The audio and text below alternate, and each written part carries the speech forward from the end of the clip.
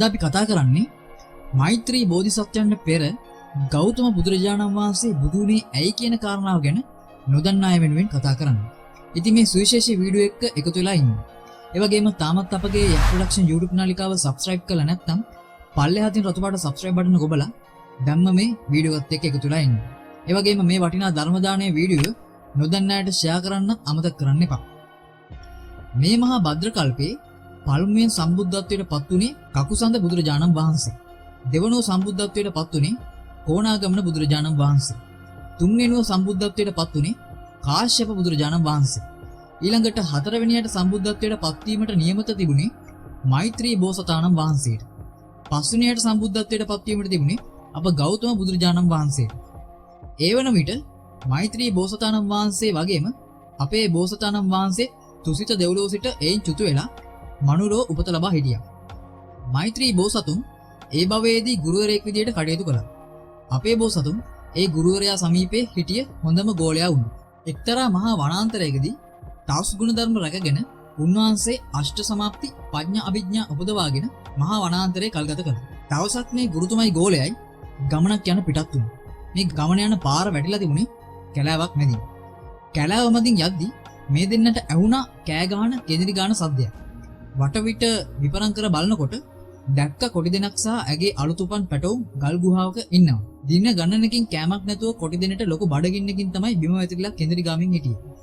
ඒ වෙලාවේ මේ ගුරුතුමා සහ ගෝලයා කල්පනා කරා මේ වෙලාවේ කොටි දෙන බේරාගත්තොත් ලොකු කරදරයක් වෙන්න පුළුවන්. ඒ නිසා කෑමට මොනවා හරි දීලා කුසගිනි නිවා පසුව ගල් ගුහාවෙන් ගොඩට ගන්නවා කියලා.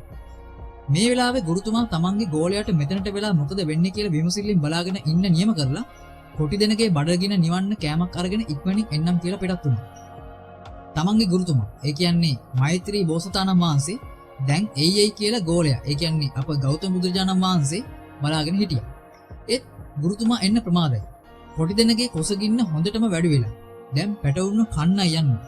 මේක බලාගෙන ඉන්න බැරිම තැන ගෞතම බුදුරජාණන් වහන්සේ ඒ අවස්ථාවේ හැටියට කොටි දෙනගේ බඩගින්න නිවන්න පුළුවන් හොඳම ආකාරය මේකයි කියලා හිතලා ඒ මොහොතේ අදිෂ්ඨානයක් ඇති කරගෙන මේ කොටි දෙනගේ කොසගින්න නෙවේවා පැටවුන්ගේ ජීවිත ආරක්ෂා වේවා මාගේ ජීවිතේ පූජා වේවා මේ පිනෙන් මට ඉක්මනින්ම ලෞතර බුද්ධත්වයේ ලැබේවා යනුවෙන් හෙලෙන් පාලට පැන ගෞතම බෝසතාණන් වහන්සේගේ ජීවිතේ පරිත්‍යාග කළා.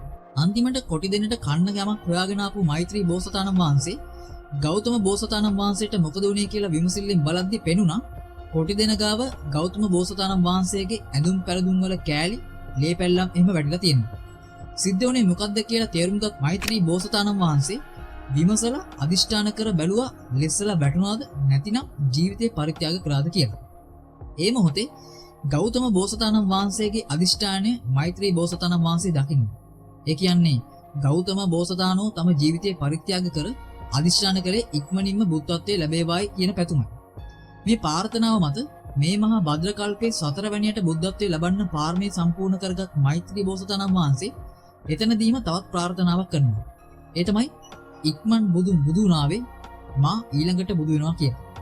අපේ බෝසතාණන් වහන්සේට කලින් බුදු වෙන්න අවස්ථාව සලසාදී මෛත්‍රී බෝසතාණන් වහන්සේ පියවරක් ආපස්සට ඇවිත් පරිත්‍යාගයක් කළා. ඒ නිසා තමයි මේ මහා භද්‍ර කල්පයේ 4 වන බුදුරජාණන් වහන්සේ හැටියට අපේ ගෞතම බෝසතාණන් වහන්සේට බුද්ධත්වයට පත් වෙන්න අවස්ථාව ලැබුණේ කියලායි සැලකෙන්නේ.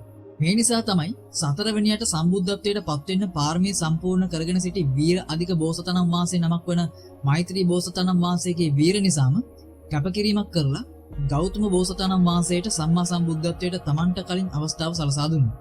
ඒ වීරෙන්ම උන්වහන්සේ අදිෂ්ඨාන කරගත්තා මේ මහා භද්‍ර කල්පයේ මා ඊළඟ අන්තක් කල්පයේ බුද්ධත්වයට පත් වෙනවා. ඒ නිසා මෛත්‍රී බෝසතාණන් වහන්සේ මේ මහා භද්‍ර කල්පයේ ඊළඟට මෛත්‍රී නමින් පස්වන බුදුරජාණන් වහන්සේ ලෙස සම්මා සම්බුද්ධත්වයට පත් වෙන්න නියම වී තිබෙනවා. ඉතින් දැන් ඔයාලා හරියටම දැනගත්තා ඉක්මන් බුදුනාවේ කියන කතාවේ